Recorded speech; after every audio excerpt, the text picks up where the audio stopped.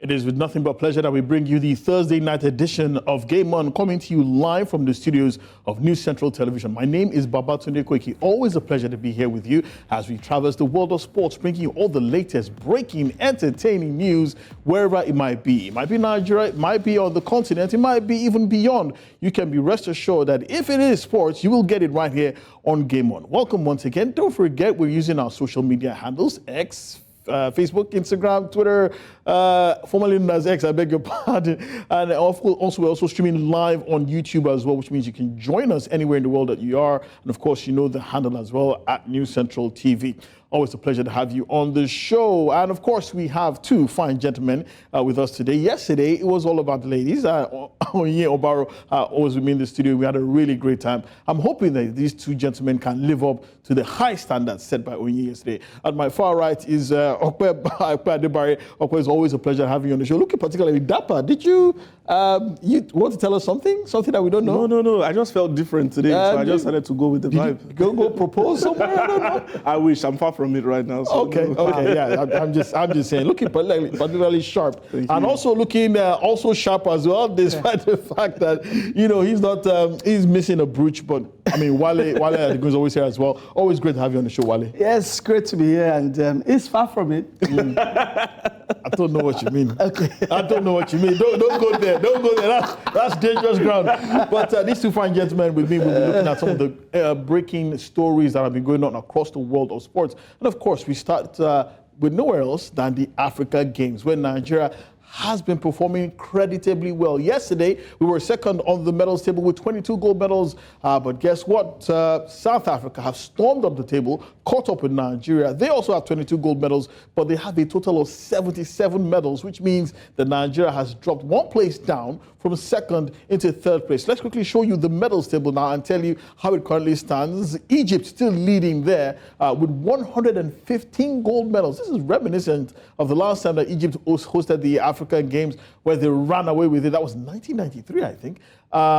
So Egypt with 65 gold medals, 27 silver, 23 bronze medals from them for a total of 115. South Africa with 22 gold medals, 22 silver, 33 bronze. I like the symmetry with that one. 77 medals in total. Nigeria with 22 gold medals, 13 silver, 20 bronze for 55. Host Ghana can't be found in the top 10. So yeah, I'm not throwing Page shade. 2 of 2. I'm not throwing shade. I'm just saying it is as it is. Algeria just behind Nigeria with a gold medal less, but Tunisia, Mauritius in that mix as well. Madagascar, Eritrea, Morocco, Zimbabwe, Libya, and Namibia.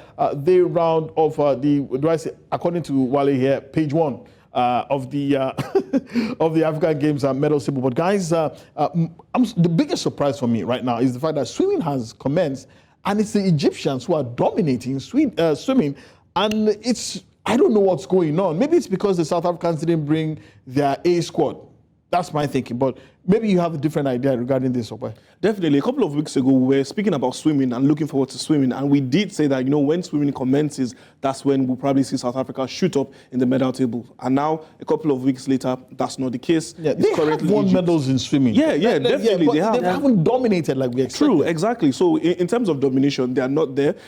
Am I going to say it's probably because they didn't bring their A team? I'm not really going to say so, because with Egypt, they take every tournament seriously and they give their best foot forward. So I wouldn't exactly say that. I think rather I would actually give kudos to Egypt for, should I say, improving in all aspects in terms of what we're looking forward to, or rather what we're going through in the African Games. They seem to have come to this with a different mentality. They don't speak too much, but you know what, their actions speak for them, and that's why they're up there in the medal table. While in Nigeria dropping from second to third, cause for alarm, considering the fact that we finished second last time around in Rabat. Is it, do I say initial gra from South Africa? It's still a fake table.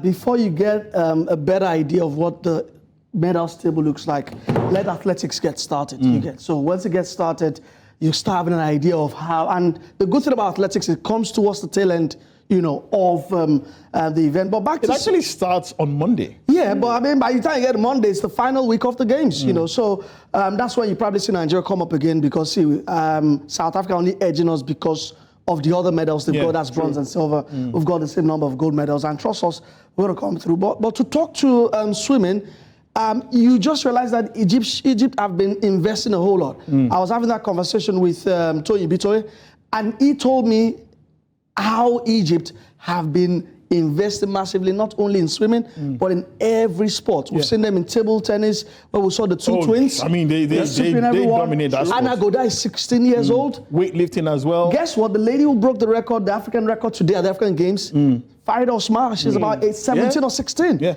And she's been coached by one of the best coaches in swimming. That's Terry McKeever, who got into a bit of trouble, last year in America. So if you're working with people like this, there's a tendency that, guys, you're going to reach the zenith. And that's what Egypt have been doing. And that's what we have not been doing. And trust me, whatever we've been doing that's gone us to third, it's not by design. It is by coincidence. I don't want to be pessimistic here, but we're doing this, we're reaching these heights because of the talent. We have not harnessed this talent. We've not invested in it. And that's what Egypt are currently doing right now. And don't be surprised, the next Africa Games, they're going to dominate again, just like they're doing right now. Okay, a lot of people talk about Nigeria's prowess in multiple sports. Are we just do we have a self of overestimation of our own ability? We talk about swimming, for instance, about how we have excellent swimmers in the Niger Delta part of Nigeria. I've heard stories about how people, when they want to travel, they actually swim from one village to the other. They don't go by road. People have talked about, yes, maybe we should actually have like a swimming hub in the Niger Delta. And going by what Wale has said, is this a worthy investment? When you look at swimming, how many truly top black swimmers are there? Not that there aren't many, but you get the impression that maybe is it that it's something that alien to us, or something that we're afraid of, or something that we just haven't invested in enough? Honestly, it's an untapped mine. It's an untapped gold mine, just like many other areas in sports. And when you think about it, I think we love football so much. We're so much in love with football. To the detriment of other sports. Yes, to the detriment of other sports. And it makes us to ignore other sides. I mean, take, for example, a couple of years ago, we had the 4 bobsleigh ladies. And honestly, they were not born and bred in Nigeria.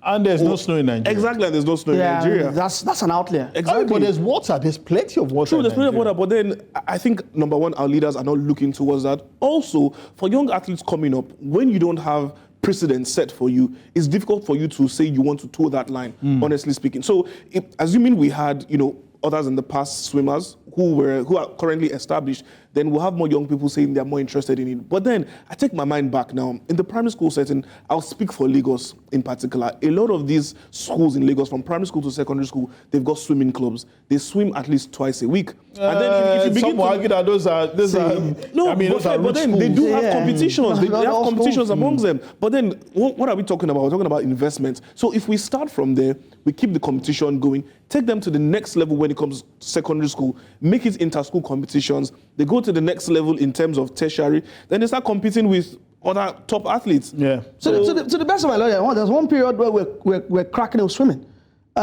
We've forgotten that the Nuga Games used to produce some very decent swimmers from When was the Nigeria. last time we had standard Nuga Games? I have a friend who, we were together a couple of weeks ago, and he was swimming like a professional. I'm like, how did you decide swam and Nuga? So we need to go back to all of these things. It's not because you are rich in crude oil doesn't mean you are rich. True. Because you are people have people in that's why they throwing in the Dubai jab again. Dubai also, the UAE has oil, but they have invested in other things. Course, I totally agree that Nigeria should invest in other sports as well. They are just as important as football. I totally agree. But still speaking about Nigeria, we did win some medals today. I can tell, as a matter of fact, that Nigeria's beach volleyball team, the women's beach volleyball team, walked away with a bronze medal today. And of course, in weightlifting, there you go. Nigeria's beach volleyball team, gold? Is that gold? And actually, it's actually a bronze medal. No, it's actually gold, actually. Oh, yeah. Congratulations, Nigeria, winning a gold medal 22. in beach volleyball. And and then weightlifting as well. In the women's weightlifting 87 kilogram category, Mary Osijo walked away with 1 gold and 2 silver medals as well. So that's congratulations to Nigeria. Those are the gold medals. Those are the medals that Nigeria won today at the ongoing African Games. Still speaking about the African Games, this time to volleyball. Nigeria's men's volleyball national team lost their first game to Egypt by 3-1. That's today. That happened today. So no big surprise. But the Nigerians, lads, we heard that they gave as good as they got. But Egypt are particularly superior at this level of competition. That's at the senior level, the senior men's level. But Guys, I'm not sure. I mean, sports like volleyball, handball, the Egyptians or North Africans always seem to dominate this particular one. Yeah, that's their major strength. Egypt, Tunisia are very good with volleyball. And we are just coming up with volleyball. I've been talking to a couple of people in the federation, and they've been to a couple of competitions, sub-regional competitions before the African Games. So it's a budding sport, basically. I mean, Nigeria. So I'm not too surprised. Nigeria actually used to have an excellent volleyball team back in the day, and for some reason, all these are just. When the key word in all of this we've been saying has been used to. True. Forgotten these things. Yeah.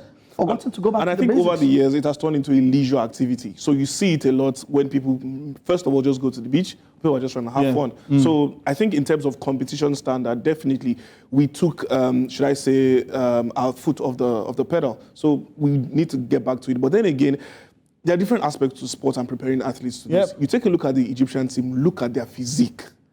Look at the physique of them. So don't get me wrong. Are you saying that physically, that the Egyptians are superior to, are you saying sub-Saharan Africans? Or it's a question of, I mean... It makes a good point because, see, I mean, with sports and looking at countries, you have to look at your strengths physiologically. I understand look that. At East Africans, but I'm talking about volleyball, for God's sake. No, it does go a long way because sometimes if you have someone who is really, really tall, good hand span as well, it helps you to have... Are you telling me that you cannot find at least maybe 200, 300, 400 Nigerians? They're also closer to the Europeans. Fair. Volleyball gets a lot of prominence in Europe. And because the North Africans are close to that place, it gets them a lot of know-how. And that is what we don't have. And what is worrying for me is that you look at volleyball, you say North Africa. You look at basketball, it's North Africa. I think they just won BAL, the Egyptian side. You look at football, they have the most AFCONs. True. You look at Chan, you look at the CAF Champions League, you look at the CAF, they have dominated everything. And it's because they have invested massively. Not because they are physically superior to some. No, that also plays a part. I'm not sure I agree, but I mean, it's an interesting point that we will try to try and thrash out in the upcoming weeks.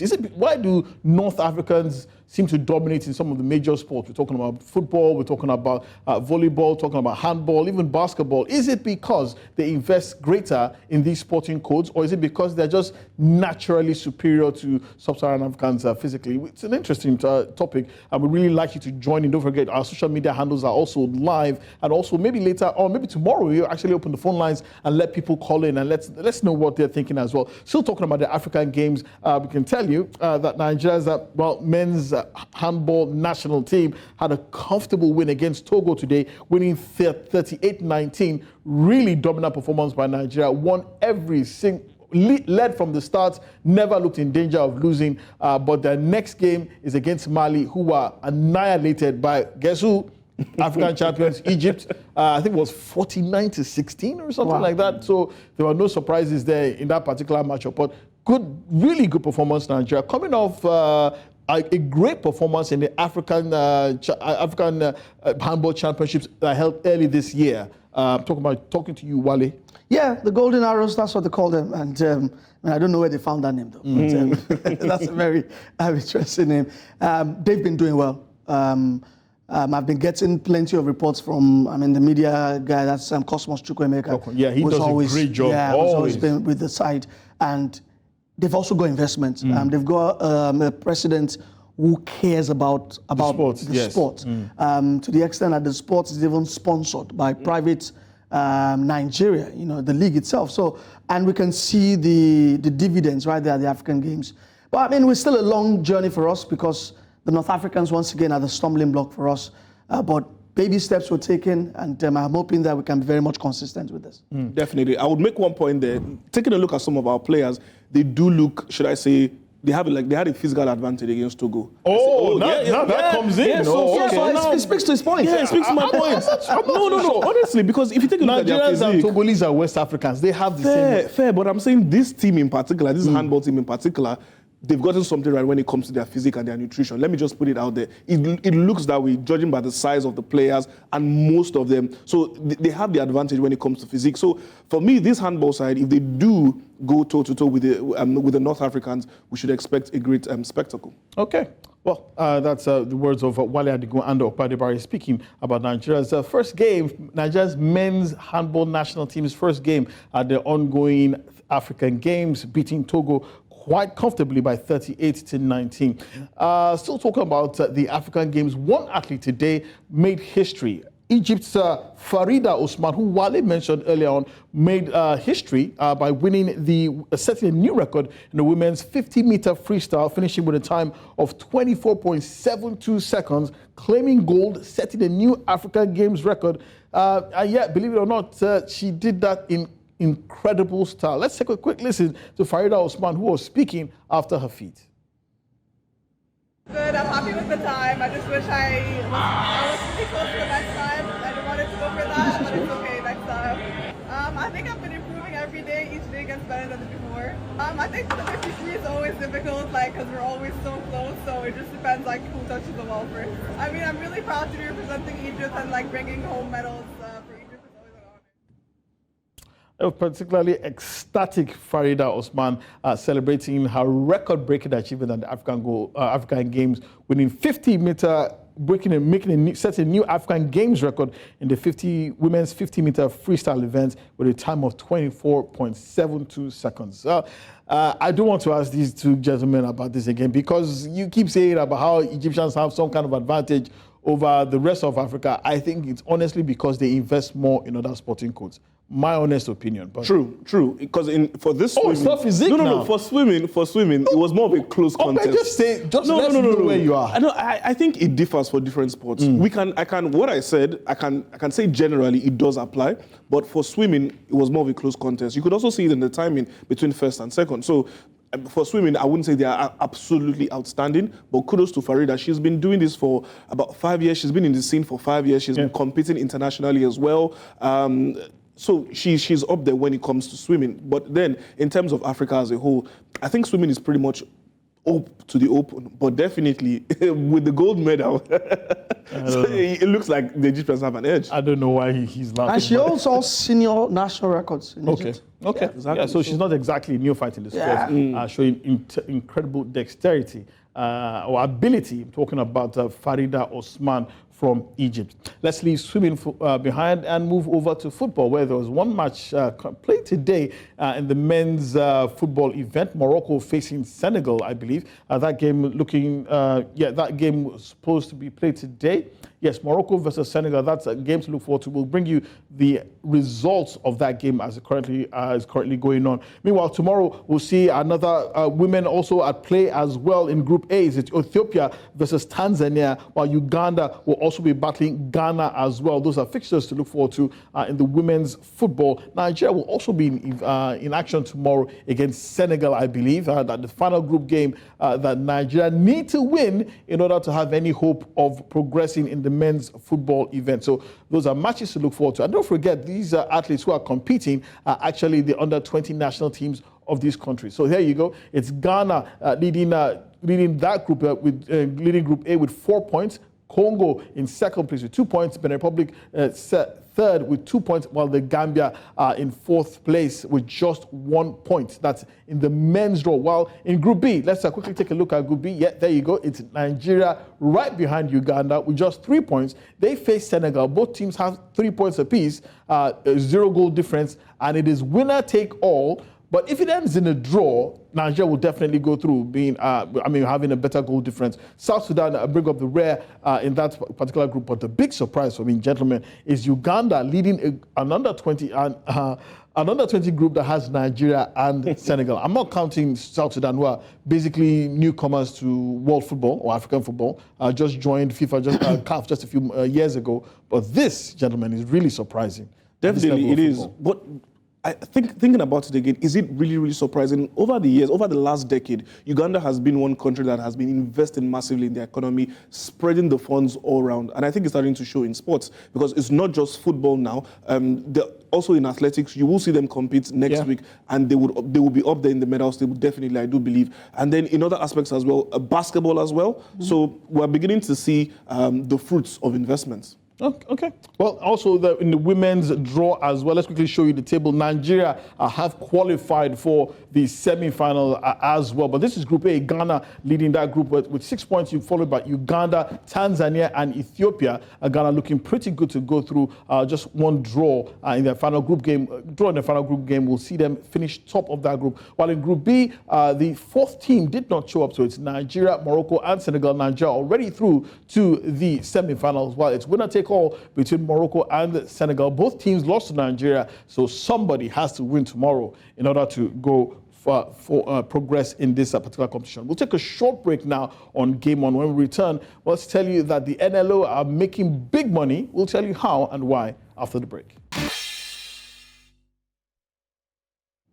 Thank you so much for staying tuned. You're still watching Game On, coming to you from the studios of News Central Television. Okwe Adebari and Wale Adegun still here with me in the studio. And now let's take a look at domestic football. And let's revisit that incident that happened in Aba over the weekend. Incredible scenes. And it has now come to the attention of the NPFL, which means that they've now taken action. And we're talking about the fact that the controversial VAR experience in Aba. Well, the NPFL have come down on Enyimba International Football Club of Aba and Doma United for infractions of the NPFL codes. Well, they've actually fined Enyimba and also fined Doma United. According to the league body, the reigning NPFL champions will pay a fine of 1 million naira for not providing adequate security for their last home match against Doma United. Enyimba will pay another 1 million naira for encroachment onto the pitch by their fans and other unauthorized persons. Then Enyimba will also pay 5 million naira for the disruption of the live broadcast of the match. And the Enyimba International Stadium will be closed to fans for their next 3 home league games. And the Enyimba have just 48 hours to appeal this decision. This seems particularly harsh, gentlemen. I mean, you're looking at me. harsh? I agree. Porto gave into disrepute. Well, Doma United have also been charged for breaching NPFL framework and rules for the same game as well. But let me start with you, Wale, because you are eyeing me askance. This match was incredible, not because of what happened on the pitch, but what happened off the pitch. Oh yeah. The ref. Let's remind people who didn't watch it. What seemed to be like a legitimate goal was scored by Enyimba. The referee, the assistant referee, flagged it as an offside goal. After conferring with the referee, he ruled it off. He said it was a goal. The Doma United players were not happy about it. They refused to continue. Now the referee left the pitch. Left the stadium. The referee was urged by the players. By the players. I think he first checked a camera within the stadium. Then he now went outside to the OB van. As a matter of fact, he agreed with the assistant referee that it wasn't a goal. But because he was persuaded by the Enyimba players and officials that there is a camera out at the touchline, he went there, not satisfied. They urged him again to go over to the official broadcasters outside broadcast van to go take a look at it. And that's the referee returning back to the pitch. And you know what? Being hailed like a running. It's like a triumphant entry. They've got cane. They've got a whip. All he needed there was a horse and them to put their clothes on the ground. This was like a triumphant, and it was farcical sense. And I think that the NPFL have done well. I rarely praise them, but this is a good measure, punitive-wise, to take. But when cases like this happen, you look at how can you forestall in situations like this. Well, they've also come down on the referees as well. I believe the referees. It's not even about that. What if this occasion or this situation happens again? What is the NPFL doing to install? If you can't go for VAR, I mentioned it before. FIFA has got what they call the VAR light. VAR involves about 10, 20 cameras. VAR light was brought in collaboration with IFAB a couple of years ago for countries that cannot afford the higher version. The full package. Yeah, with 2 cameras or 3 cameras, you're okay with VAR light. I think that's what they also use in places like North Africa, Egypt as well. We should be forward thinking. If this league is being regarded by the NPFL as the fastest growing league on the continent, then you have to move that way. You have to come correct. And they have not done that so far so good. So when things like this happen, what happens again? What are we going to do? Are you going to punish the referee again? But I mean, while I've talked about VAR light, the honest truth is that there is a financial consideration to this. Are you going to install VAR in the 20 stadiums. Well, let's say 20 stadiums. We have 20 teams, but all of them don't play 20 stadiums. But let's say they are involved in installing it in 20 stadiums. So who takes up the burden of it? Is it the NPFL? Is it the state associations where these stadiums are located? Is it the clubs themselves? So it's a question that needs to be answered because everybody keeps pushing the buck around, kicking the can down the road, and nothing gets done. Definitely, but before we get there, I think first of all, we need to get fan security on lock mode. I think in the NPFL, we don't really have a way of curbing the fans from getting involved in games. We don't really have a way of curbing the fans from invading the pitch. I think more clubs, first of all, need to invest, first of all, in security. But is that the call of the clubs or the state FAs where these clubs are located, or is it an NPFL thing? No, your security is supposed to be taken care of by the state FAs. Definitely, but I think everyone has their responsibility But in there different is a aspects of checklist as to the security. minimum number of personnel and so. But you do see in foreign clubs that in the leagues that we watch, even the stadiums themselves have stewards. Exactly. Have private stewards that they employ to ensure that there's adequate crowd control. Yes. So there are levels to it when it comes to responsibility of security. The clubs, the FA, the NPFL in general as well. So if we don't take care of that first, I don't think Varlight is going to be something that's going to be worth the investment. Because you do that, you make that investment. Yeah. What are the measures in place to keep it safe? What are the measures in place to maintain the equipment? Because we want to be thinking long term, right? But then again, if we jump the gun and go ahead and do this, and we've not taken care of fan security, what happens when one team they feel disgruntled? They go ahead, they get there, and When we talk about security a lot of times, we misconstrue it as militarizing stadiums. Yes, No. buttons, sticks, dogs, We've talked about tear stewards. gas. Stewards are trained to also take care of the security of the match center. And that is what we don't have. We don't have the steward culture in Nigeria football. Security people, or are they just involved in crowd control? Yeah, in crowd control, but it's all the same thing. It's all semantics here. It all works It's okay together. to have policemen, but you don't also. I mean, you want to go to the stadium with your family and know that you are in a secure environment, but you don't also have too much of military personnel. You know, because if you see. The police here, you start getting a feeling that dogs, knives. You're supposed to come to the game and watch and enjoy. Gentlemen, what about Doma United? Why are they being sanctioned there? What did they do wrong? Oh, they have also played their part in all of this. Yeah, they've played their part in all failing this. to control their players, they got physical. Exactly. So definitely, it's well deserved if you ask me. And I hope there's something for the referees in there too. Oh, most definitely. I believe the referees have also been cracked down upon by the NPFL body as well. Also interesting news coming out of the lower leagues, the NLO, which is the third cadre of Nigerian football. Big news coming out today. They now have a title sponsor, and that was unveiled in Abuja earlier today. New Year Mega Lottery, that's the new title sponsor of the NLO. This was unveiled today at one of the hotels in Abuja. And we believe it's a 4-year deal worth 964 million naira, just shy of $1 billion. Wale, this seems like good news for the NLO. Oh yeah, massive news. This is massive news. And it's a 4-year deal that elapses in 2027. That's pretty much just shy two. So they get 241 million. 241 million. Yeah, they get 241 million annum.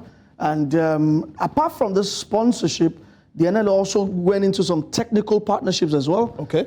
Where every player information from this season will go into SofaScore. Okay. SofaScore is a Croatian analytics platform where you can find any player you want in the world. And their details, their stats. Exactly. And I think they did 2 more today. And I understand that every club, the NL has about 300 clubs. So the 300. Yeah, it's a massive tier, trust me. Wow. It's like when you go to the 3rd division in La Liga, it's nationwide in Spain. 300 clubs. Yeah, so I'm thinking, how do you share 964 million So aside from SofaScore, they've got another partner as well in Nemo Sports. Nemo. They are also streamlined in terms of player details and player analytics as well. Not just for the players, but for the clubs as well. So if the coaches want access to that as well, they do get access to that. So it's not just... So basically, they've got the arsenal ready in terms of giving quality. Quick question, guys. So I understand where the title sponsor comes in, bringing in money and everything. That's good. So clubs get a little bit of financial support. There's no trickling down. Not enough, but to the best of my knowledge. But what goes down is merchandise, match balls, every club is going to get 20 match balls, although I found that very But interesting. do they get money? They don't get money. The winner of the league gets a boss, which can be very important for clubs to move Transportation, around. They'll be offered tactical and They technical don't even support. get money to fill To the the bus. best of my knowledge, there is no money trickling down to these clubs. Okay, so what about the technical support that you mentioned, SofaScore, and the other one that you mentioned, Yeah, Neymar as well? yeah. How does this benefit the clubs? The clubs. Oh yeah, it does. Because the NLO itself is a very short season, lasting about 4 or 5 months. And in those 4 or 5 months, remember, a lot of these clubs are owned by private individuals, and they rely more on player sales. Player sales to the NNL, player sales to the NPFL, and sometimes player sales to foreign clubs. And when you're on SofaScore, that means that foreign scouts can have access, to the data of your players. That means that when your players are covering distances, when they are attempting expected goals, and number of assists, you can have all XG. of that on SofaScore, and that is groundbreaking as far as I'm concerned. Surprised that the NPFL hasn't actually tuned into this already, but I'm sure they'll probably come up with their own partnerships soon enough. Let's leave domestic football and move to international football and tell you that matches were concluded in the knockout phase of the UEFA Champions League. We now know the 8 teams that have joined, that will play, going to the draw for the quarterfinals. There you go. Paris Saint-Germain of France, Bayern Munich, Giants of Germany, Real Madrid, multiple winners of the UEFA Champions League, Manchester City, defending champions, Barcelona in that mix as well. Arsenal making it to the quarterfinal stage for the first time in how many centuries? 7 years? Since 2010. Since 2010. So that's been over a decade since they were there last. There's Atletico Madrid in that mix as well, and Borussia Dortmund. So those are the 8 teams, I beg your pardon, that will go into the draw that will hold tomorrow for the quarterfinals of the UEFA Champions League. Let's also give you updates from matches currently being played in the Europa League right now. Some matches have been concluded. Rangers of Glasgow, they were held to a goalless draw at home by Benfica. No, I beg your pardon. Actually, that match, it's actually currently going on, I beg your pardon. Benfica leading away from home by a lone goal. Slavia Prague and AC Milan. It's AC Milan leading 3-1 away from home. We had Rafael Leal, a Portuguese international, scored a blinder of a goal, while it's Villarreal leading Marseille by 3-1. West Ham United hammering Freiburg of Germany by 5-0. We heard that one of the goals scored was a contender for Puskas Awards. Let's take a quick look at that goal. Sådär, han är ju trött där, Egerstein. Han hamnar på fel ben. Kudos, vilken solorädd han bjuder på det. 4-0. Han är underbart gjort ifrån Mohamed Kudos som stänger den här matchen. Okay, that was an excellent goal, but I'm not sure the celebration matched the goal. I'm not sure about that. And I'm not sure that's Pushkas material. Are you sure? No. Wale, how many goals have you scored? But look at this. You score. Is it just fatigue after running for almost 18 Take a look at the goal. He needed a breather. Come on. Walked to the end of the pitch, grabbed the stool, sat down. Have you guys forgotten this guy's Ghanaian? What does that have to do with anything? Let's move on. Well, that was a really, really good goal by Mohamed Kudus. And definitely, in my opinion, I think it's definitely in the running for Puskas Awards. How many people can run 80 yards and execute like that?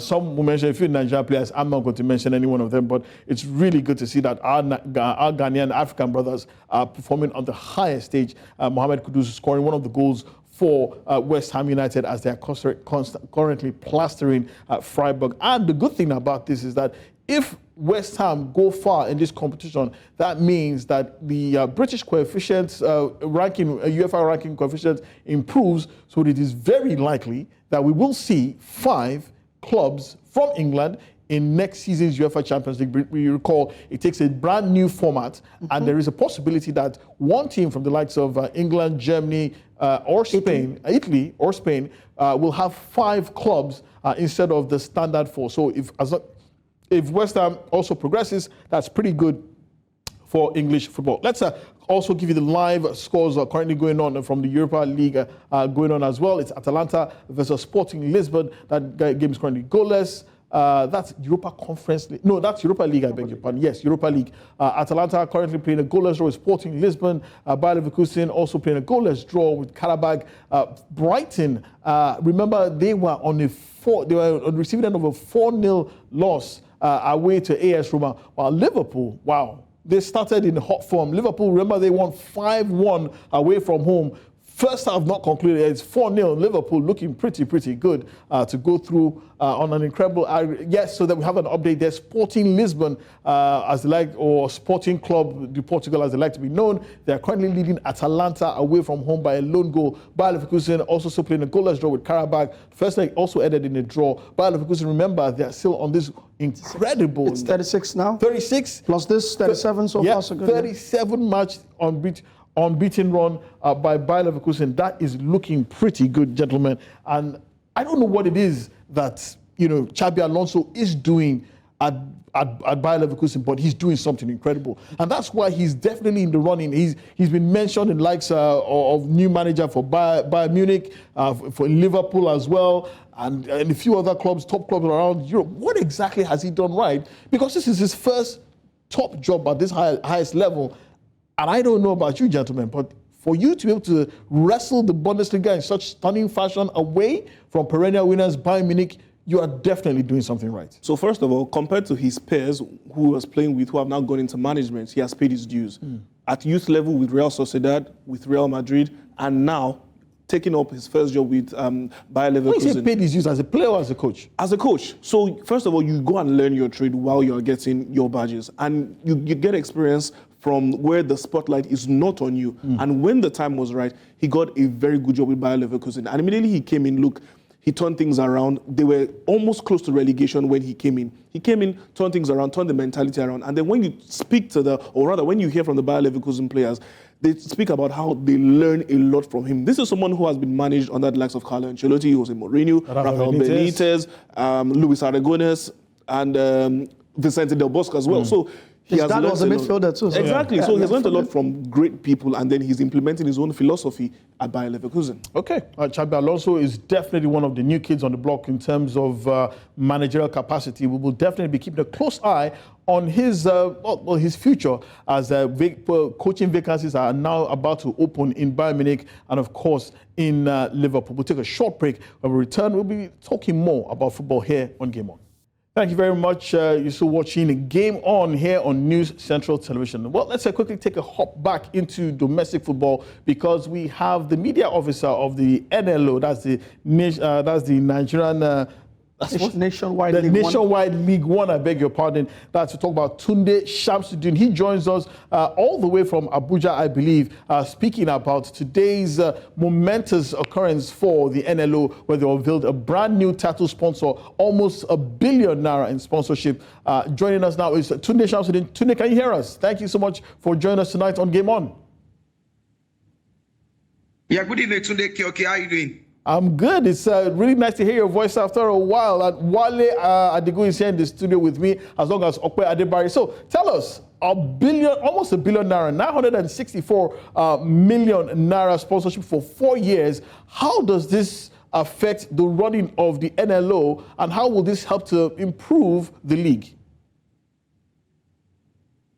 Well, we worked so hard to get this sponsorship deal from New Year Mega Lottery.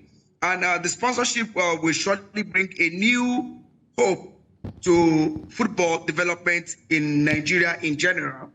The clubs will feel the direct impact of the sponsorship due to the fact that it is value, most of it is value in kind that they are giving to the clubs, other opportunities that may involve the club officials in doing business.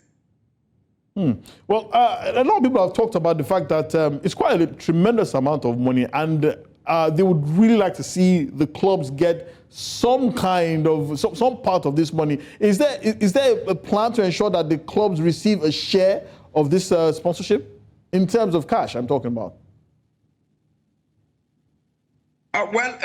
Like I told you earlier on, most of this money is being invested into value in kind by the sponsors, which has to do with the fact that we will have star matches live on national TVs. The clubs will also get official match balls from this is part of this sponsorship, and also. The winner of the league is going to get a Toyota bus is part of this value in kind sponsorship, and thereafter the players and fans coming to the stadium will also get merchandise products from this sponsor. Okay. Yeah, today, congratulations on the massive deal once again, and hoping that you bring, there's more coming on the way. But I wanted to talk about the football itself. I know the season starts on the 13th of April, but can you talk us through what format the season is going to go by? Is it home and away? Is it clubs congregating at the match center? How long is it also going to be for the new season?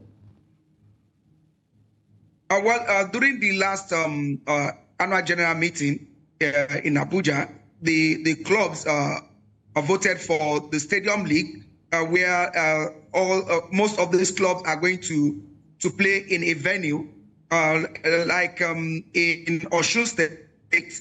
I think we have almost 10 teams playing in the Division 1.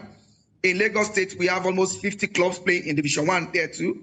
And in Lagos, we have 3 stadiums where these teams will be shared, and they will play the league on a home and away format, which is the Division 1 will run for almost 3 months.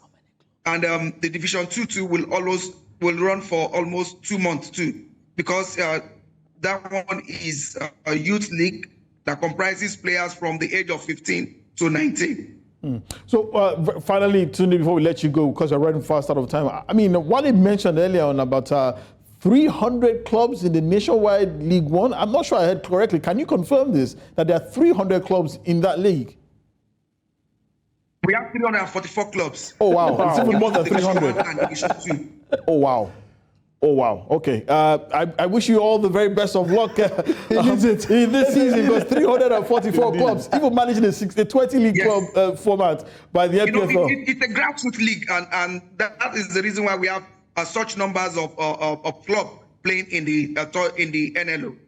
Okay. Well, it's been described as the most important league in Nigerian football. I think with 344 clubs, I can definitely believe that. Thank you very much for joining us, Tunde Shamsuddin, Media Officer of the NLO. It's been a pleasure having you on the show. Thank you so much, Tunde, and Wale, and my other brother there in the studio. Yeah.